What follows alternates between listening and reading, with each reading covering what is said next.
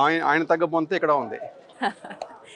టీడీపీలో కూడా కొంత నాయకుల మధ్య క్లారిటీ తెచ్చుకోవాల్సిన అవసరం కనిపిస్తుంది. This question is inevitable Bhanu గారు. సో టికెట్ ఎవరికి వస్తుంది అనే విషయంలో ఇంకా డిస్కషన్స్ జరుగుతున్నాయా నగరి కాన్స్టిట్యున్సీ మీద తెలుగుదేశం పార్టీలో? మా దగ్గర టికెట్ చాలా క్లారిటీగా ఉన్నారు ఇక్కడ. ఎందుకంటే పెద్ద ఆయన వచ్చారు, పెద్ద ఆయన అనౌన్స్ చేశారు, చిన్న ఆయన వచ్చారు, లోకేష్ గారు వచ్చారు, లోకేష్ గారు పుత్తూరు అనౌన్స్ చేశారు. ఇంకా దానికన్నా అంటే ప్రతి ఒక్కరికి పోయి చెప్పాలంటే వాళ్ళైతే కాదు. సో ట్రాన్స్ఫర్ ఇంకా అన్నిటికన్నా ఇంకో అతిపెద్ద సవాల్. సో ఓట్ ట్రాన్స్ఫర్, జనసేన నుంచి ఓట్ ట్రాన్స్ఫర్ ఏ విధంగా జరగబోతుంది అనుకుంటున్నారు? జరిగే అవకాశం ఉందా? Janasena. Yeah, Janasena, we are representative. We are saying that 99%, 100% of vote is going to be transferred for TDP and for Banu Garu, and he is going to be win with the 20,000 majority, never before in Nagari constituency, and we are promising for that. And he is the MLA and going to become a minister for Nagari constituency. It's our promise from Janasena. మా జనసేన. మా దగ్గర అందరూ committed ఉన్నారు madam. మీరు ఈ పక్క చూసుకున్నా మా కమిటెడ్, ఈ పక్క చూసుకున్నా సూపర్ కమిటెడ్. అంత కమిట్మెంట్ వైజ్ అయితే మాకేం ఇబ్బంది లేదు. ఎందుకంటే మా దగ్గర ఉంది యువత. సో యువత అటు ఇటు ఏం చూడరు, ఏది నమ్మితే దాని మీదే పోతారు. ఖచ్చితంగా రేపు బూతుల కాడ కూడా మీరు చూస్తారు. ఏ బూత్ ఓపెన్ చేసినా కూడా రేపు మెజార్టీయే వస్తుంది. అది వడమలపేట కానీ, పుత్తూరు కానీ, నిండ్ర కానీ, విజయపురం కానీ, నగిరి కానీ అన్ని బూతుల్లో మెజార్టీలు వస్తాయి. మంచి మెజార్టీతో గెలుస్తాం. ఇంకా చెప్పాలంటే ఆమె నిజంగా చెప్పాలంటే ఇప్పుడు ప్యాకప్ చేసుకోవడం బెటర్, డబ్బులోనే మిగులుతాయి ఆమెకి.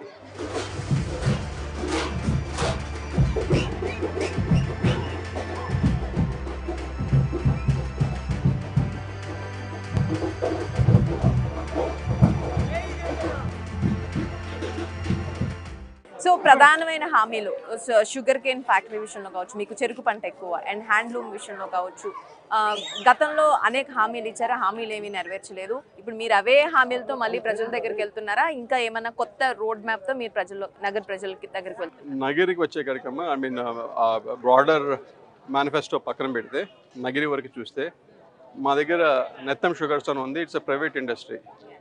అది యాక్చువల్గా ఇంతకుముందు రన్నింగ్లో ఉన్నది, ఇప్పుడు సిక్ అయింది. అది సిక్ అయితే చాలామంది అది కొనుక్కుందామని వస్తే నువ్వు రోజా నాకు ఎంత ఇస్తావు అని చెప్పేసి వాళ్ళని తరవడం స్టార్ట్ చేసింది.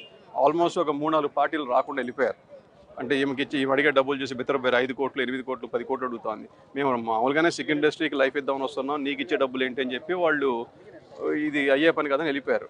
ఖచ్చితంగా దాన్ని రివైవ్ చేయాలి. ఎవరినొకన్నా మంచి కంపెనీని తీసుకొచ్చి రివైవ్ చేస్తే ఆటోమేటిక్గా ఏంటంటే అప్పుడు ఇక్కడున్న షుగర్ కేన్ అంతా కూడా మళ్ళీ రన్నింగ్లోకి వచ్చేస్తుంది. అదొక మేజర్ సమస్య, ఫార్మర్స్ రైతుల సమస్య. అలాగే ఇక్కడ పవర్ లూమ్ అనేది మా పుత్తూరు కానీ నగిరి కానీ మేజర్ సమస్య. వాళ్ళకి బాబు గారు వచ్చినప్పుడు 500 యూనిట్లు ఫ్రీగా ఇస్తున్నారు. అది తమిళనాడులో ఇస్తున్నారు, మేము కూడా ఇంప్లిమెంట్ చేస్తామని చెప్పారు. అది కూడా చేస్తాం మేము. అలాగే ఇంకా ప్రధానంగా నీటి సమస్య. ఎప్పుడైతే గాలేరు నగరి కంప్లీట్ అవుద్దో నీటి సమస్య అనేది యాక్చువల్గా నీరు అనే సమస్య అనేది ఎక్కడా ఉండదు. మేము ఉన్నప్పుడు ఆల్మోస్ట్ ఇప్పుడు పోలవరం 72% కంప్లీట్ చేసాం. ఈ 82% ఐ థింక్. ఈ మహానుభావుడు అరకూర చేయడానికి కూడా ఇబ్బంది పడి గేట్లు ఉన్నాయి పీకేసి ఇప్పుడు మొత్తం డైఫ్రమ్ వాల్ కానీ అన్నీ కూడా మొత్తం నిర్వీర్యం చేశాడు. ఇప్పుడు ఏమేమి మళ్ళీ రీడూ చేయాల్సి వస్తుందో కూడా తెలియదు. ఎందుకంటే వర్క్ ఆల్మోస్ట్ 5 years స్టాన్సిల్ వచ్చేసింది.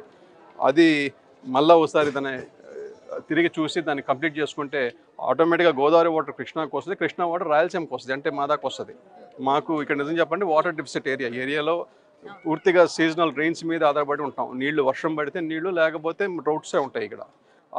అలాంటి పరిస్థితి ఉండకూడదని చెప్తే గాలేరు నగరి ఎప్పుడైతే మనకి ఇక్కడ కనెక్ట్ అవుద్దో ఇది మాకు అడవి కొత్తూరు దాకా వస్తుంది. అంటే నగిరి కాన్స్టిట్యూన్సీలో నగిరి మండలంలో అడవి కొత్తూరు దాకా ఆడదాకా వాటర్ వచ్చిందంటే మాకు వాటర్ సఫిషియెంట్ అయిపోతాం. ఎందుకంటే మాకు ఎనఫ్ స్టోరేజ్ ఉంది. ఇక్కడ వేణుగోపాల్ సాగర్ కానీ, అక్కడ అడవి కొత్తూరు కానీ ఇవన్నీ కానీ స్టోరేజ్ వస్తే నీటి ఎద్దడి అనేది ఉండదు. అది ఆ ప్రాబ్లం కూడా తీరిపోద్ది. ఇంకా మేము లాస్ట్ టైం అంటారా ఈ రోడ్లు వేసినవన్నీ మేమే, లైట్లు పెట్టింది మేమే, డ్రైనేజ్లు వేసింది మేమే, ఇవన్నీ రెగ్యులర్ మేము ఎప్పుడు చేస్తాం. అలాగే ఇళ్ళు అంటారా మ్యాక్సిమం ఇళ్ళు పక్కా ఇళ్ళు కట్టిందంతా కూడా మీరు చూడండి అన్నీ కూడా 2017, 18, 19, 20 ఆ రేంజ్లోనే ఉంటాయి. ఎందుకంటే 18లో కట్టేవాడు 2021లో కంప్లీట్ చేస్తాడు. ఒక రోజులో కంప్లీట్ కావు ఇళ్ళు అనేవి. సో ఆ టైం ఫ్రేమ్ ఉంటాయి. ఒకసారి 2021 అనే ఆ కరోనా అటు ఇటుగా దాని తర్వాత ఒక ఇల్లు ఉంటుంది మీకు ప్రతి ఇళ్ళ మీద బోర్డులు ఉంటాయి చూసుకోండి. వాళ్ళు మేము చేస్తున్న పనులకి బోర్డులు పెట్టున్నారు కానీ ఏ పని చేసిన లేదు ఇప్పుడు దాకా. కానీ టీడీపీ నాయకులు ఒక పాయింట్ మిస్ అవుతున్నారేమో. సో బీసీ ఎస్సీ వర్గాల్లో 80% సాచ్యురేషన్ పాయింట్ వరకు నవరత్నాలు అమలైన నాడు నేడు ఊళ్ళల్లో స్కూళ్ళ పరిస్థితులు మారిపోయినాయి. ఇవే బ్రాడర్ ప్రజలందరినీ మైండ్ సెట్ చేంజ్ చేయడానికి ఉపయోగపడితే దాని మీద మేము యాక్ట్ చేస్తున్నాం. సో మేము దేనికి అంటే అదేంటంటే అతను టాకింగ్ పాయింట్స్ మీరు చెప్తున్నారు, బట్ నాడు నేడు అనేది కంప్లీట్ ఫెయిల్యూర్ ప్రోగ్రామ్. ఎందుకంటే యాక్చువల్గా రేషనలైజేషన్ ఆఫ్ స్కూల్స్ అని చెప్పేసి ఆల్ ఎస్సీ విలేజెస్లో ఉన్న స్కూల్స్ అని క్లోజ్ చేశాడు. క్లోజే ఏకంగా. నిజం చెప్పాలంటే ఆల్మోస్ట్ 40% స్కూల్స్ని క్లోజ్ చేశారు. 40%, not it is a big number. మీకు 40% క్లోజ్ చేసి నాడు నేడు అయితే నేడు నేడు ఆనాడైతే ఏమవుతుంది? సో స్కూలే లేనప్పుడు నాడు నేడు ఏంటి అసలుకి? రేషనలైజేషన్ అని చెప్పి ఉన్నదంతా స్ట్రింక్ చేశాడు. అంటే ఒక విద్యార్థి చదువుకోవాలంటే 5 కిలోమీటర్లు 6 కిలోమీటర్లు 7 కిలోమీటర్లు కూడా పోయి చదువుకోవాల్సిన పరిస్థితి. అంటే మామూలుగా 7th 8th 9th 10th అంటే పర్లేదు 5 కిలోమీటర్లు సైకిల్ పోతాడు. అదే ఒక 1వ తరగతో 2వ తరగతో 3వ తరగతి అంటే 4 కిలోమీటర్లు అంటే కుదరదు. అది అలాంటివి కూడా ఏం లేకుండా పూర్తి క్లోజ్ చేశాడు. అది మీకు అక్రాస్ స్టేట్ మీకు కనపడుతుంది. అది నగిరి కూడా చాలా మూసేశాడు. ఆ టీచర్ జాబ్స్ అన్నీ కూడా తీసాడు.